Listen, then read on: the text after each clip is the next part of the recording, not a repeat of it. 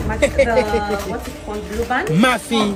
Onesmo ambaye pia ni bodyguard wa Diamond Platnumz ameweza kujipata tu vibaya kule London. Ukumbuke tu walikuwa wameenda pamoja na Diamond, ama Diamond aliweza kubeba karibu timu yake nzima kuweza kuelekea kule London kuhakikisha tu ya kwamba wameweza kuenda kufanya show kule. Lakini kuna tukio ambalo pia Baba Levo ameweza kuandika pale katika mtandao wake wa Instagram kuhusiana na tukio ambalo pia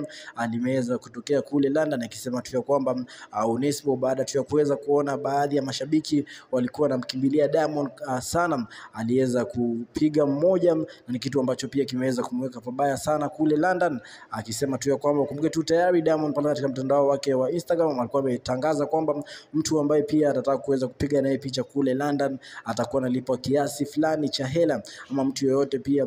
atataka tu wakuwe pamoja katika video fulani ambao watakuwa na record pamoja atalipa kiwango fulani. Lakini kuna mashabiki baadhi tu walikuwa wanataka kuweza kumrukia bure, kitu ambacho pia kiliweza kufanya Onesmo ambaye pia ni bodyguard wake wa muda mrefu kuweza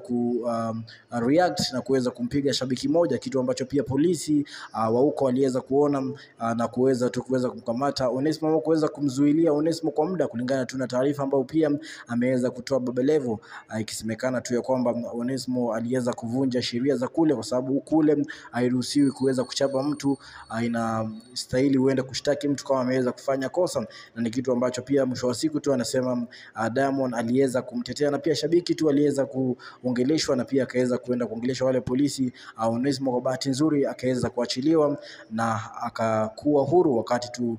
kujaribu kuweza kumpiga fan